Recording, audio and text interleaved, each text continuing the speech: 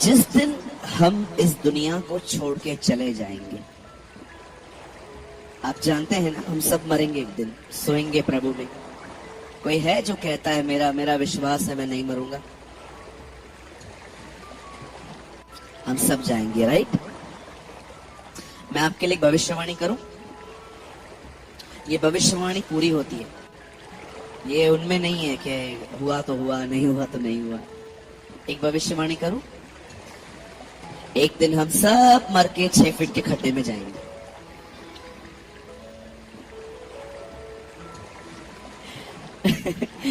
या ये भविष्य में होगा। लेकिन मैं आपसे पूछना चाहता हूं, क्या हमारे जाने के बाद हमारा परिवार, हमारे लोग, हमारी चर्च, क्या ये कह सकती है हमारे लिए कि मैंने सच में देखा था इस बंदे ने परमेश्वर के वचन का आदर किया था? बोलिए, क्या आप अगर एक मां है तो क्या आपकी बेटी ये कह पाएगी आपके लिए, आई नो माई मदर, मैं मेरी मां को जानती थी, वो खुदा के कलाम की इज्जत करती थी? क्या आप जो एक बाप हैं, क्या आपका बेटा आपके लिए कह पाएगा, आई नो माई पापा, वो सच में खुदा के साथ चलता था और उसके वचन का आदर करता था? आज हम एक ऐसे समय में रह रहे हैं जहां पर लोग परमेश्वर के वचन का आदर करना नहीं जानते। मैं नहीं कहता हूं कि ये सबों के लिए है, लेकिन श्योरिटी के साथ कह सकता हूं ये बहुतों के लिए।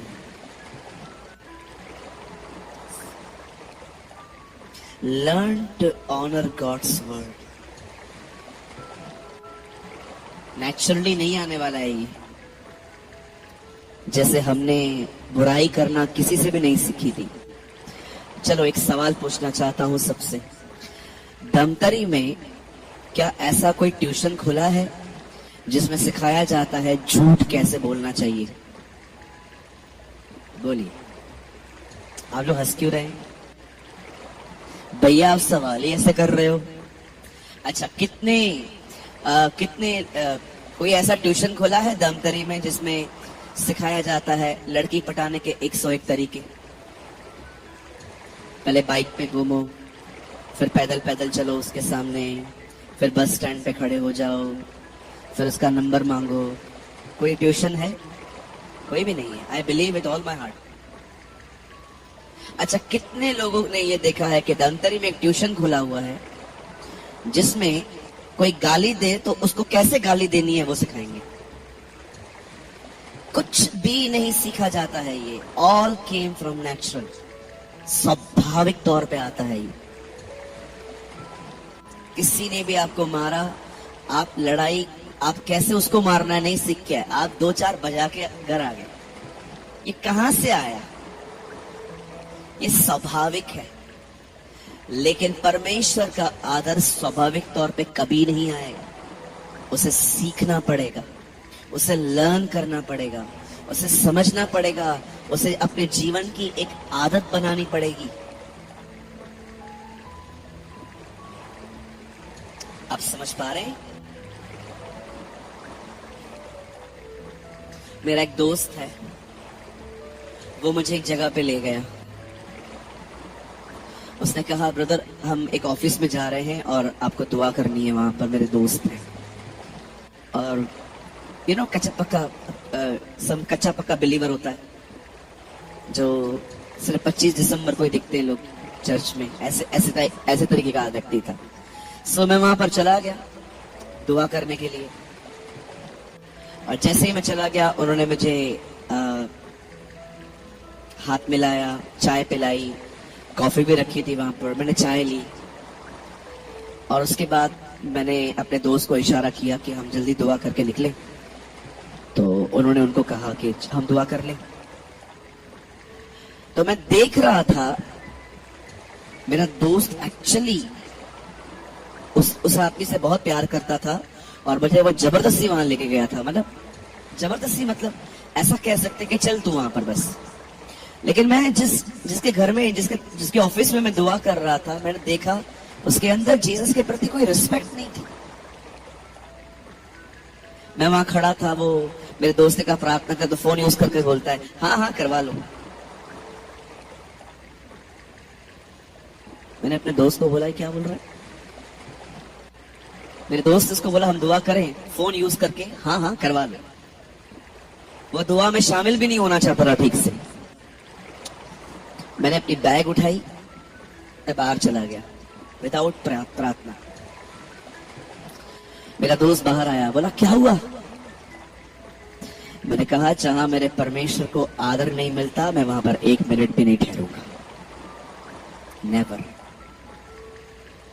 कुछ लोगों को लगता है वो हमें ऑफरिंग देके जो चाहे हमसे करवा सकते हैं। याद रखिए, आप किसी और से करवा सकते हो, मुझसे नहीं। अब आप सोचते होंगे ब्रदर ऐसा क्यों। अगर आपको हर जगह पे हम्बिली बनना है तो इस वचन का क्या करें जहां पर यीशु ने कहा पवित्र वस्तु कुत्तों के आगे नहीं डालते। Tell me. हम कहते हैं ना हमें नम्र बनना है, हमें नम्र उनके सामने बनना है जो बिल्कुल भी जीसस के खिलाफ हैं, नहीं जानते हैं उनको, और वो लोग कुछ भी अंधविश्वास में हैं। लेकिन जो लोग ऑलरेडी उसके साथ हैं, उसको जानते हैं थोड़ा बहुत, उन्हें पता है कि कोई आ रहा है और उसके बाद भी हमारे खुदा की इज्जत नहीं करते, मुझे लगता है यहां पर हमें थोड़ा समझना पड़ेगा।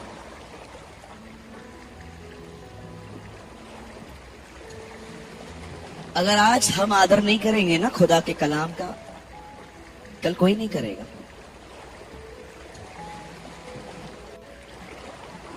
कैसे आदर किया जाता है ब्रदर, थोड़ा एक्सप्लेन कीजिए, आप थोड़ा बताइए। बाइबल बताती है एक समय ऐसा आया कि यीशु के सामने एक सूबेदार आया। कहिए सूबेदार, हम इसे इंग्लिश में कहते हैं सेंचुरियन।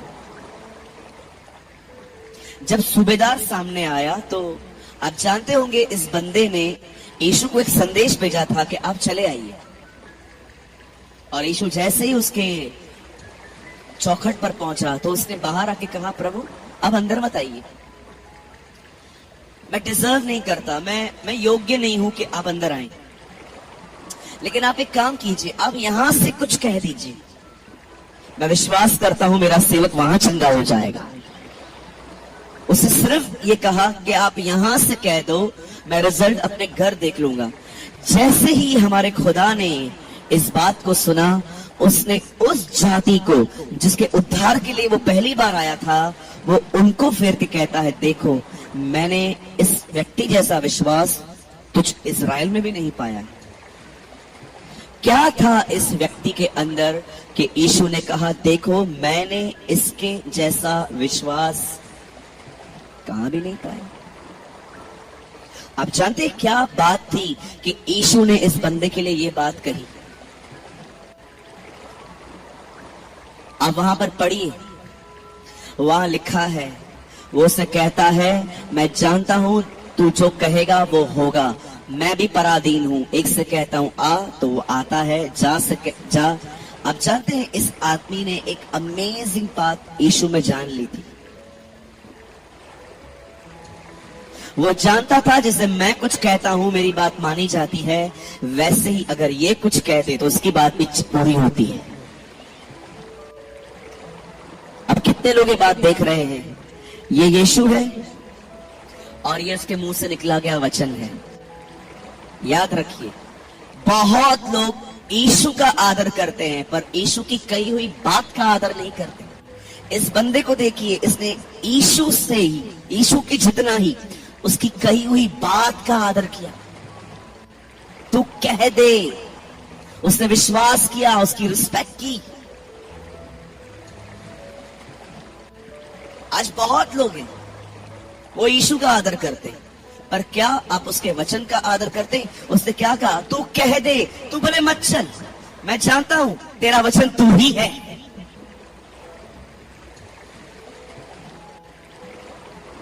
जब भी आप कुछ कर रहे हैं, यह देखिए कि क्या वो वचन में है, क्या वो चीज वचन में है।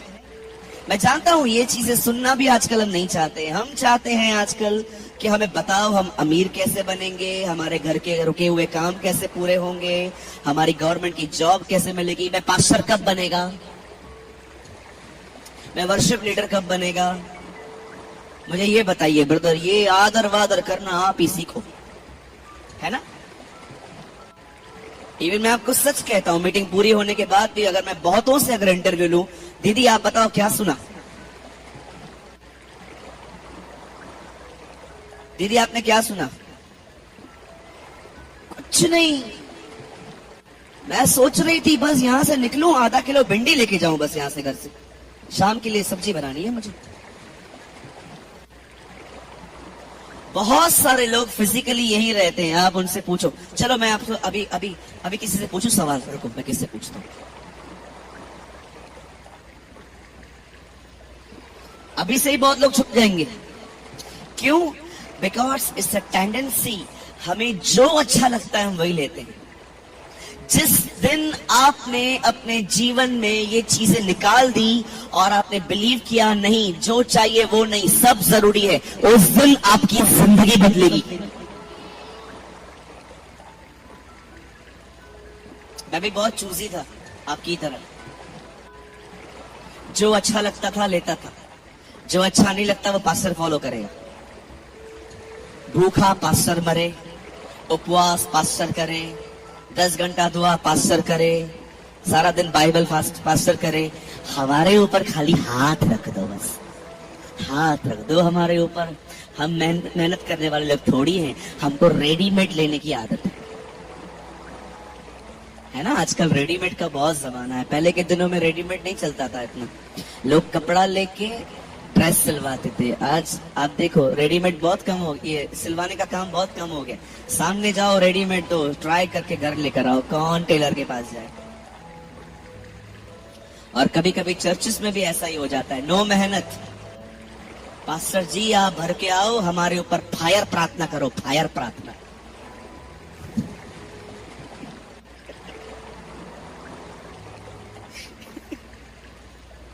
हमारे चर्च पे एक बहन आई, उसने बोला मेरे लिए फायर प्रार्थना कर दो, फायर प्रार्थना। मैंने कहा दीदी ये नया आया है क्या, कौन सा बाइबल है आपका? नहीं ब्रदर, फायर फायर फायर प्रार्थना चाहिए। मैं खुद को देख रहा था, मैंने कहा प्रभु मैं खुद ही बुझा हुआ हूँ, इसको फायर कहां से दूं यार। फायर प्रार्थना करो मेरे ऊपर। आई नो एलिया ने आग मंगाई थी ऊपर से, मैं इसको कैंसिल नहीं कर रहा हूं, लेकिन मेरे कहने का जो एंगल है ना, जो कॉन्टेक्स्ट है, मैं वो कह रहा हूं, सब रेडीमेड चाहिए ना, अपने को मेहनत नहीं करनी है ना। हाँ जी, कहिए अपने बाजू वाले को हमें खुदा के कलाम का आदर करना है। यस, सोचो आपकी छोटी बेटी अगर आपको हर दिन सुबह उठ के देखे कि मम्मा किचन में जाने से पहले आधा घंटा बाइबल पढ़ती है, आप सोचो आने वाले दिनों में वो भी बाइबल पढ़ेगी। आमीन। लेकिन अगर वो देखे कि माँ सुबह सुबह ही फोन पे बैठी हुई है, आगे चल के वो भी वैसे ही करेगी। सोचो अगर आपका बेटा आपको देखे कि डैडी इससे पहले कि ऑफिस जाए, काम पे जाए, लेकिन उससे पहले वो हर दिन वचन पढ़ता है, दानियल की तरह घुटनों पे आके दुआ करता है, मैं आपको सच कहता हूं एक दिन आपका बेटा भी आपकी तरह ही बनेगा। बहुत सारी चीजें बोली नहीं जाती, वो करके दिखाई जाती है। यीशु ने नहीं कहा सिर्फ प्रचार करो, यीशु ने कहा उन्हें सिखाओ। कैसे प्रभु? अपने जीवन से। He never say he always preach, preach, preach. He say teach. सिखाओ नहीं। इस व्यक्ति को देखिए, ये जितना यीशु का आदर कर रहा है वो उसके वचन का भी उतना ही आदर कर रहा है।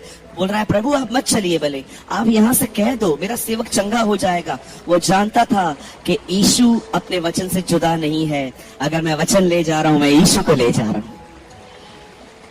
आमीन। सिर्फ बाइबल को चूमा नहीं जाता है जैसे बहुत सारे लोग उठेंगे सुबह।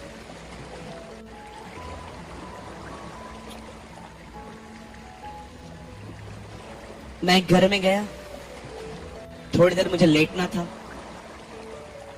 उन्होंने कहा आप लेट जाइए। जहां मैं लेटा था वहां का तकिया थोड़ा अनकंफर्टेबल था, तो मैंने तकिया उठाया, नीचे बाइबल पड़ी थी।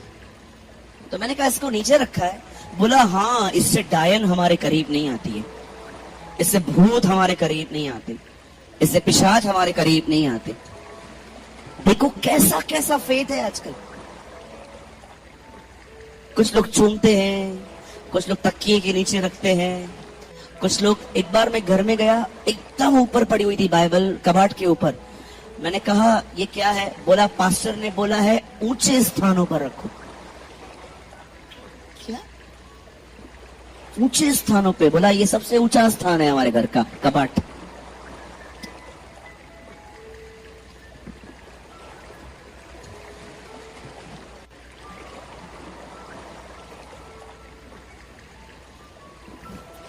सोचो हमें क्या क्या बर्दाश्त करना पड़ता है। कहीं ये बाइबल ऊपर रखने के लिए नहीं मिला है, चूमने के लिए नहीं मिला है। बोलो तकिए के नीचे रखने के लिए भी नहीं मिला है। कहीं ये बाइबल हृदय में रखने के लिए मिला है। यस। आजकल आप बहुत लोग देखते होंगे गीतों के द्वारा प्रभु से प्रेम करते रहते, सिर्फ हमेशा worship love, no word of God. जैसे ही आप गीत गाएंगे ये प्रेम करते, वचन से कोई प्यार नहीं है।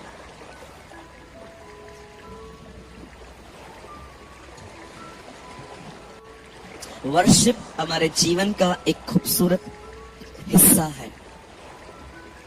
मुझे रॉन्ग मत गलत वे मत लीजिएगा, मैं वर्शिप के बिल्कुल भी खिलाफ नहीं हूं। इवन मुझे पता है कि कल हमने और भाई ने कितना एंजॉय किया यहाँ पर। आपने देखा मेरे प्रचार में से उन्होंने गीत बना दिया। सो ऐसे आराधक बहुत कम होते हैं जो आप गाओ और उसमें से ही गीत बना दे। आप सोचो इस वर्शिप के लिए उनको कितना मेरे वचन पे ध्यान देना पड़ा होगा, पॉइंट्स लिखनी पड़ी होंगी। मैं बिल्कुल भी इसके खिलाफ नहीं हूं, लेकिन आपने देखा होगा कुछ लोग वचन नहीं पढ़ते, सिर्फ आराधना के द्वारा प्रभु से प्रेम करने की कोशिश करते हैं। आप याद रखिएगा, दिन में 7 बार स्तुति करने वाला वही लड़का दाऊद ये भी कहता है कि मैंने तेरा वचन अपने दिल में रखा है। आमीन। भले ही वो एक आराधक था, लेकिन उसकी आराधना भी वचन के साथ थी। इसे पढ़िए, इसे नीचे मत रखिए, इसे सिर्फ चूमिए नहीं, इसे दुआ करके पढ़िए। और याद रखिए, सिर्फ पढ़ने से ये आपके दिमाग तक आएगा, लेकिन अगर आपने इसे मनन किया तो ये आपके दिल में उतरेगा।